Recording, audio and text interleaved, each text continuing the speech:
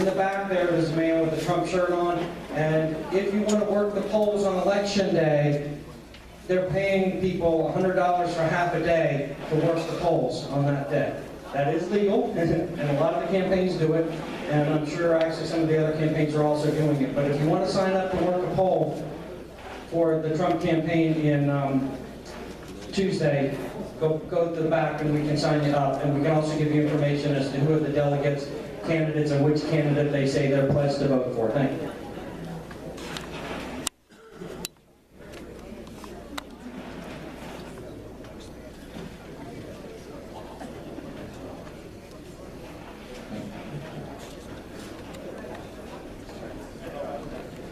All right, again, does that also count if you have any like deadbeat teenagers at home? They can get paid for the day? Yo, Trump campaign back there. Does that count if you have deadbeat teenager kids that need to work for a day? Yeah. Okay, so if you have any deadbeat teenager kids or grandchildren and you want them to make some money to pay for their food, you know, it might be a good thing for them to do for half a day. So, not that I have any of them. Yeah. Okay. Eldon?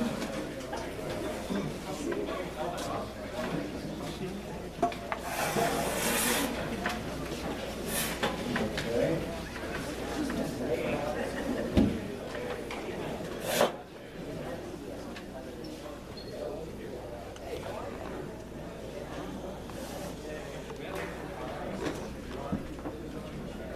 All right, Sam, go on.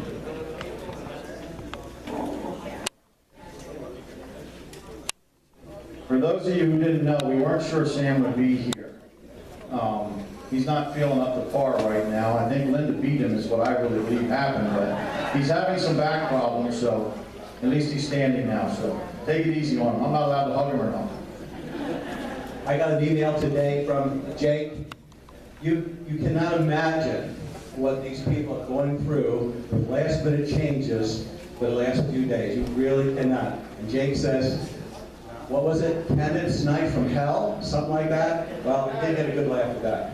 Okay, folks, I'm here to introduce my representative, which is Barry back from the 5th District. Now, normally, I would read his bio, but instead of doing that, I want to tell you a little bit about Barry and a couple of things that he did. First of all, he's going to be talking about the PA budget. Folks, you need to know that this is a big win. You guys went out there, you did your emails and so forth. This is a big win. It's a big win in more ways than one, which I will explain. I want to take you back to a point in time last December. There was a lot of budget proposals going around, particularly with Governor Wolf. They ranged all over. About the latter part of December, I think the House passed a budget for about $30 billion. The Senate and the negotiations with the governor were around $33 billion. The House was constantly pressured to give up their budget and vote for the Senate budget. They held their ground. They got pressure every day to yield. There was a lot going on at that particular time. When they asked you, on December 23rd, what were you doing? Well, December 23rd, I know what I was doing, and most of us were preparing for Christmas Eve and Christmas Day. Well, Dean Klopp is here. Dean? Okay. Well, there was a possibility the budget was going to go sideways on us. And as much as Dean had all kinds of things to do on Christmas Eve and Christmas Day, he put a crew together. They were heading for Harrisburg, and they were going to do battle on December 24th. Well, fortunately, some other events took place that they didn't have to do that. But Dean, I want to thank you for being prepared to do that.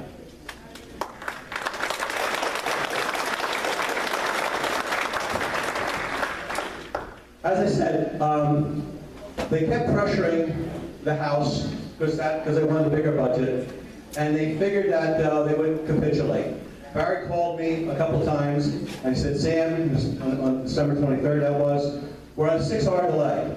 We called in at any time. So we figured that, this is going to be it. This is when things are going to go sideways. We're going to have a problem and so forth. Well, as it turned out, the leadership was right. There was capitulation. However, not where they expected.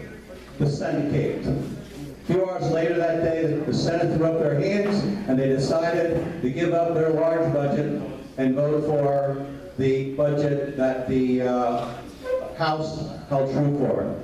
Barry and several of the others worked very hard to keep this from happening. Bear in mind, you're a junior representative there, you have leadership there on your back constantly, so we had quite a few of these individuals battling for us, and we succeeded. Now, what I do want to tell you, now, this is a big win. A big win in a couple different ways. Not only because of the budget, as I just told you, but also the governor's budgets, all his proposals contain some sort of sales tax or PIT tax increase, some sort. And had any of those going through, there's where we get our revenue source to eliminate school property taxes. And had any one of those gone through, it would certainly hurt our chances of that happening. So we really have two victories here. And this victory really is a team effort. It's a team effort from we the people, all of you. It's from Dean and his activism and the troops that he puts together to support him, and for those legislators that stand firm under the pressure. So I want to thank all of you and all of them. Thank you all. This was a big, big win. And now, Barry, you can come up.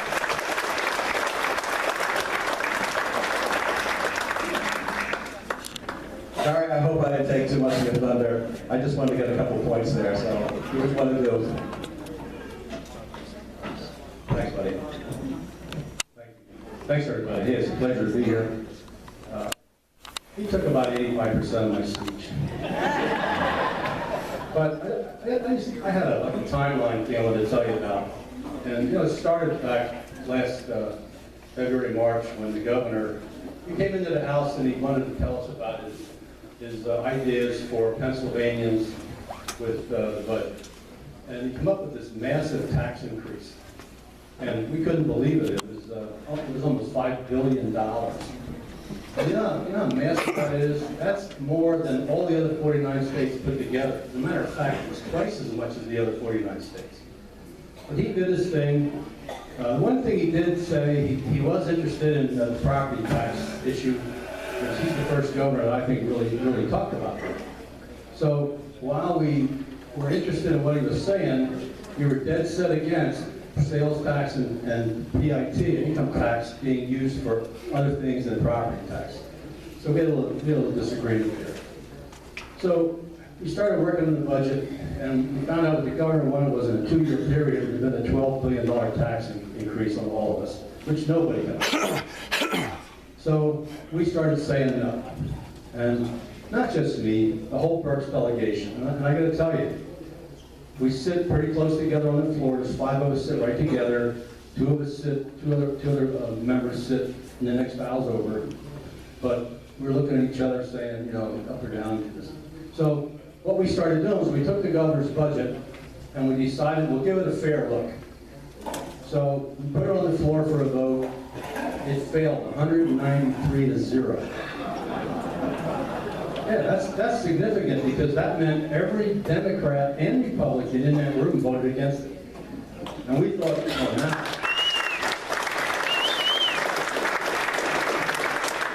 We thought the governor did the message, what he did. He's stubborn, I'll tell you, he's really stubborn. So they started negotiating, and we're working on the budget. So the next step comes along, we have to have a budget by June 30th, and we had it in, we put it in. There were some spending increases in it because of contractual issues and inflation, but there was no tax increases.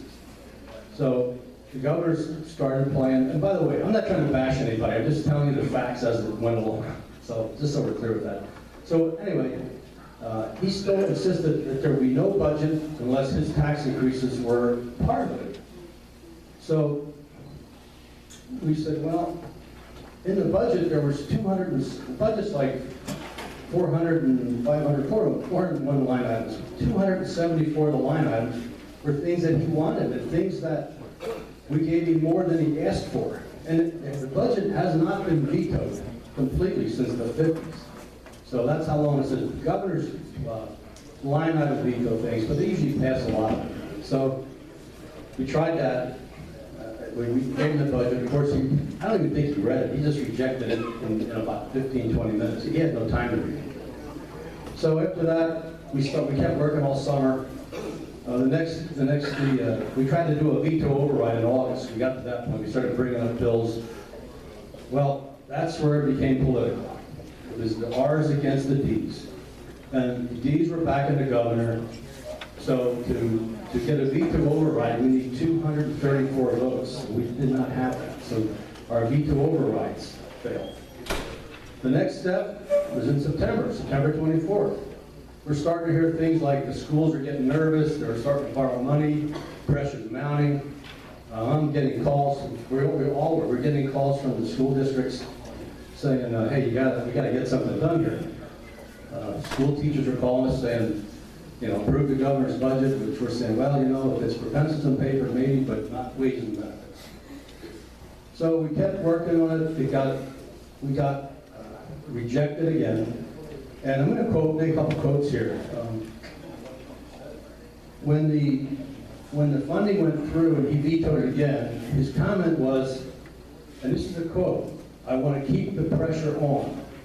And he meant that you guys would tell us to vote for his budget. As a matter of fact, it's not his budget, it's his suggestions. And the next thing he said to us was, "I want to fight." Well, Pennsylvanians didn't want to fight, they wanted a budget. That's what we wanted. So that didn't work. So we get in December, and I gotta tell you what, this is my first year up there, so I don't know any different. So in December, the other reps were saying, "How do you like being here in December?" And I said, well, we were there 6 days in December every week. We were home for Sunday.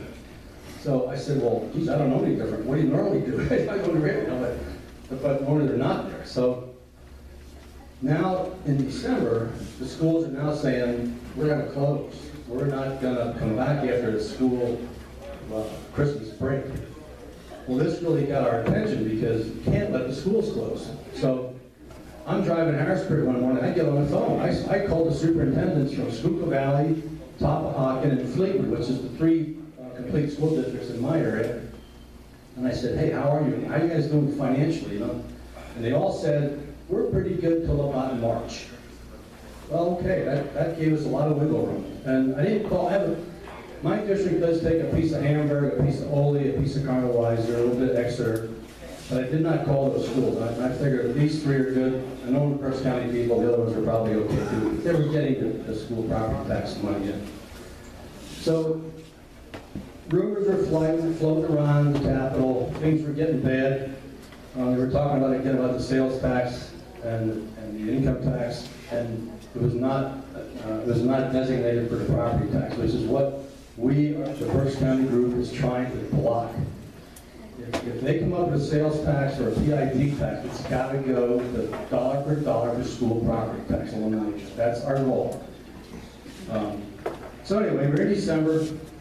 It's like doom and gloom. The governor's out there telling everybody he has a deal with the Senate Republicans, the Senate Democrats, and the House Democrats, and the House Republicans are the bad guys. So we bring up this one budget, the $30.8 billion budget, bring it up, and we're going to do a vote on this.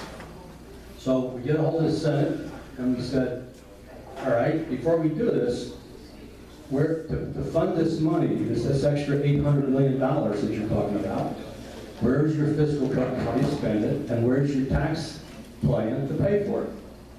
Well, they didn't know what we were talking about, so we don't have that. I said, well, then we said, no, we're not doing this. We didn't just say no, we said, hell no, we're not doing this. It got really, really contentious.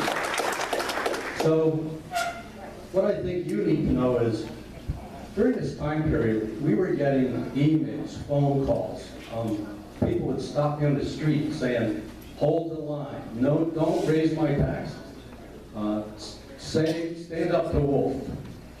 And I say emails, I'm telling you, we were getting 100 a day, all of us, and sometimes more than that. So the message was loud and clear to us, no new taxes. I don't know if Wolf was getting messages or not, but he certainly should have been. So we held the line, we stood firm. And then in December, the governor finally passed the partial budget. He just let it go, and 87% of the budget got approved. Now, here's the dilemma. He line item vetoed several things. He's always said he's for more funding for the schools. That's the first thing he vetoes. He took out, I forget what it was, $3 billion for funding schools. He took out the money for the Social Services, Human Services Agency. He actually stopped funding the state prisons. And I said, wait a minute, you got 50,000 bad guys loosen out because you're not going to fund them? We're not doing that. So, what I want to tell you is your voices were loud and clear in Harrisburg. When I say we got emails, we got phone calls, people stopped us. Dean and his guys were out running around, putting pressure on people. I was talking to Sam, I'd be back and forth to Harrisburg, saying, Sam, this is what's going on. And Sam says, there's a lot of mad people out here. I said, a lot of mad people in Harrisburg, too. But together we got it done. And I got to tell you something, keep it up. Keep doing it. That's what those people in Harrisburg need to hear. It's great that you all did that. So come September, December, he actually proved that, like I said, 87% of the bill. And I got this, I'm just jumping around because I'm trying to not say the same thing Sam did. So, and you know with the governor, when he gets a bill, he has three choices. How am I for time here? Okay. He can do three things: sign it, veto it, or let it go and let it become law. That's what he's doing. Right now, there's a fiscal code in to finish funding everything for the 15-16 budget. He has not signed it. I think he's going to let it go. He's just not, I don't know why he doesn't sign things. He knows it's going to become law, but he doesn't. So with that, I guess I have 8 or 10 minutes. My time's up. And I want to say thanks a lot. And it's an ongoing thing. We're now 2 months away from the next budget, so we'll see what happens with that one. Thanks a lot, everybody.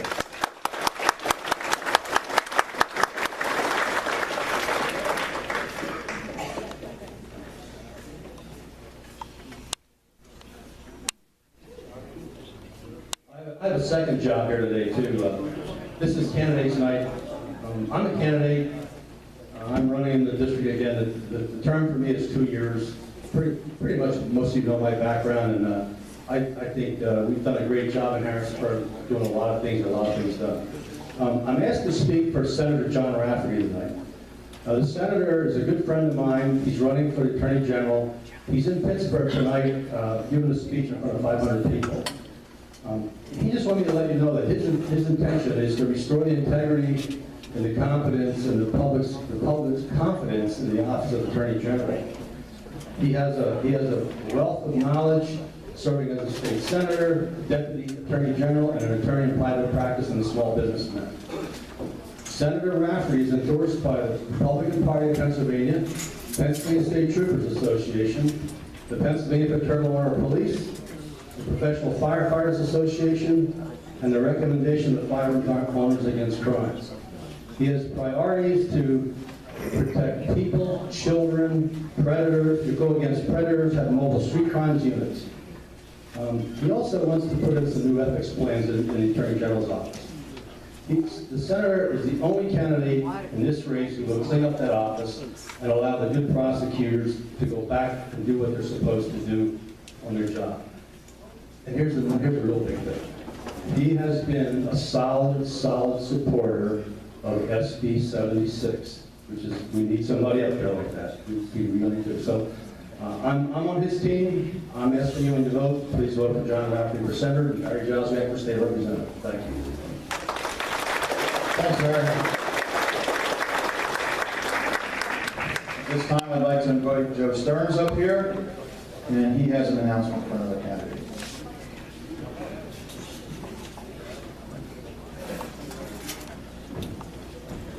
Test 1, 2. Okay. Thank you so much for allowing me a few minutes. I got to tell you, though, after a real stressful day at the office, it's nice to be in a room full of like-minded people to decompress. What a beautiful audience. The presidential race is bittersweet. It's been a terrific blessing to have such a wide array of candidates, especially numerous outsiders, giving us a few folks to choose from for a change. I really want to shake